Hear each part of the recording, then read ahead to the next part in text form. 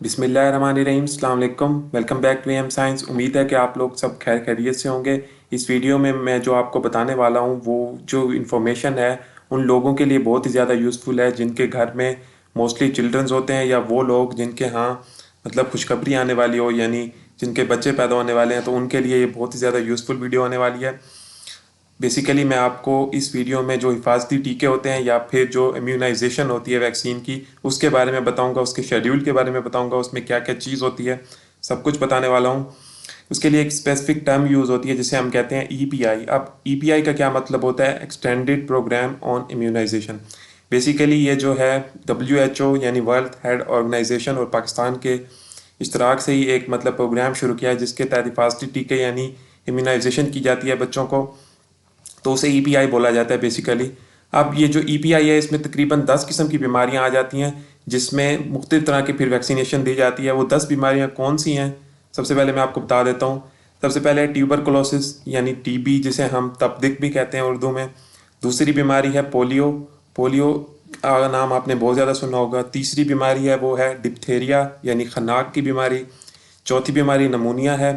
और पांचवी जो बीमारी है वो है वूपिंग कफ यानी वो जो काली खांसी जिसे हम बोल सकते हैं परट्यूटस, उसको बोला जाता है। ये 5 बीमारियां हो गई। कुछ और बीमारियां भी हैं यानी हेपेटाइटिस बी, ये जिसे हम काला यरकान भी कहते हैं। मेनिंजाइटिस जिसे गर्दन तोड़ बुखार कहते हैं। डायरिया हो जाता है या रोटा वायरस वाला डायरिया जिसमें पेचस बहुत ज़्यादा पेश बच्चों को हो जाते हैं।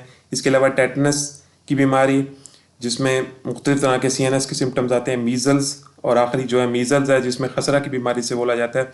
तो ये कुछ 10 बीमारियां, इनकी प्रिवेंशन के लिए हम वैक्सीनेशन करते हैं बच्चों को।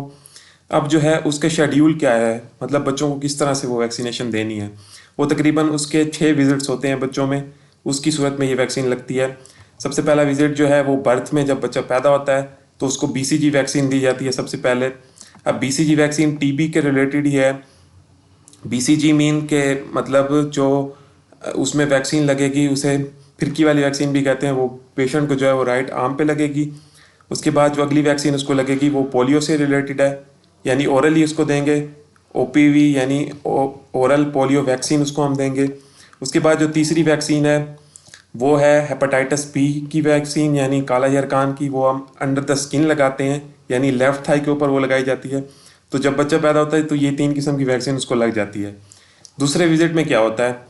दूसरा विजिट जो है वो 6 वीक के बाद होता है, यानी 1.5 मंथ के बाद पेशेंट को मतलब बच्चे को लेके जाया जाता है और फिर उसको OPV यानी ओरल पोलियो वैक्सीन 1 लगती है। दोबारा ओरली उसको दी जाती है। उसके बाद दूसरे नंबर पे ओरली उसको रोटा वायरस की वैक्सीन दी जाती है, रोटा वायरस 1, जो कि डायरिया के लिए यूज़ होती है। तीसरी जो उसको लगती है यहाँ पे न्यूमोकोकल 1 की वैक्सीन, जो कि लेफ्ट थाई पे लगती है।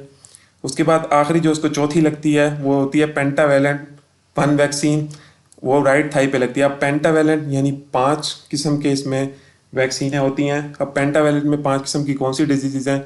एक तो है डिप्थेरिया, एक है परट्यूटस, एक है टेटनस, एक है हेमोफिलस इन्फ्लुएंजाई, और पांचवी जो है वो है हेपेटाइटिस बी।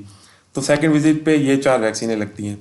थर्ड विजिट जो होता है जब चिल्ड्रन का 10th वीक पे यानी 2.5 मंथ पे, तो उस पे जो है पेशेंट को OPV यानी ओरल पोलियो वैक्सीन 2 लगती है। 1 उसको लग गई थी। सेकंड डोज उसको फिर रोटा वायरस का लगता है दूसरा ओरली। फिर सेकंड डोज जो है न्यूमोकोकल वैक्सीन का 2 लगता है लेफ्ट थाई के ऊपर। और आखिर में जो है सेकंड डोज उसको लगता है पेंटावेलेंट वैक्सीन का राइट थाई के ऊपर, वो भी 2 होता है। वो उसमें वो जो 5 डिजीज़ हैं वो मैंने आपको बता दी, डिप्थेरिया, टेटनस, परट्यूटस, हेपेटाइटिस बी और इन्फ्लुएंजा। अब जो चौथा विजिट है ना, चौथे विजिट जो है वो 14 वीक के बाद होता है, यानी 2.5 मंथ या 3.5 मंथ जिसे हम कह सकते हैं, उसके बाद होगा। फिर थर्ड डोज लगेगा उसको ओरल पोलियो वैक्सीन का ओरली। उसके बाद आईपीवी थोड़ा यहाँ पे डिफरेंट है, यानी इंट्रा मस्कुलर पोलियो वैक्सीन, उसको लेफ्ट थाई पे लगेगी। उसके बाद थर्ड डोज उसको न्यूमोकोकल वैक्सीन का अब तीसरा डोज लगेगा 4th वीक पे, वो भी लेफ्ट थाई पे लगेगा। उसके बाद तीसरा डोज जो है उसको पेंटावेलेंट 3 वैक्सीन का लगेगा राइट थाई के ऊपर। पेंटावेलेंट की वही डिजीजेज हैं जो मैंने आपको बता दी हैं। फिर आता है 5वां विजिट पेशेंट मतलब बच्चे का, उसको फिर 9th मंथ के बाद ले जाया जाता है और उसके बाद उसको मीजल्स 1 की वैक्सीन लगती है खसरा की। वो उसको लेफ्ट अपर आर्म के ऊपर लगती है। उसके बाद आता है आखिरी विजिट जो है 15 मंथ के बाद होता है। उसमें भी उसको पेशेंट को जो है मीजल्स 2 की वैक्सीन लगती है लेफ्ट अपर आर्म के ऊपर। ये बेसिकली जितनी भी वैक्सीन है ये प्रिवेंटिव मेजर्स के लिए यूज़ की जाती हैं ताकि जो बच्चा पैदा हो उसको बाद में ये वाली जो ख़तरनाक डिजीज़ हैं ये उसको ना हो। तो ये कुछ शेड्यूल था जो कि इम्यूनाइजेशन का था, जो कि ईपीआई प्रोग्राम है ऑन इम्यूनाइजेशन। उसमें ये 10 किस्म की मतलब प्रिवेंटिव मेजर्स के लिए ये 6 विजिट्स में ये सारी वैक्सीन दी जाती हैं। उम्मीद है कि ये इन्फॉर्मेशन आपके लिए यूज़फुल होगी। अगर यूज़फुल है तो आप इसको अपने लोगों के साथ भी शेयर करें जो कि मतलब चिल्ड्रंस हैं, या मतलब आपके अपनी फैमिली में जो चिल्ड्रंस हैं उनके साथ भी, मतलब अपनी फैमिली में अपने लोगों के साथ भी इसको लाजमी से शेयर करें। और अगर आपको ये वीडियो पसंद आए तो वीडियो को लाजमी से लाइक कर दें, और इस तरह की अच्छी अच्छी वीडियो के चैनल को लाजमी से सब्सक्राइब कर लें। अल्लाह ताला हम सबको हर किस्म की बुराई, बीमारी और आजमाइश से महफूज रखे। मिलते हैं नेक्स्ट इसी तरह की वीडियो में, तब तक के लिए खुदा हाफिज़।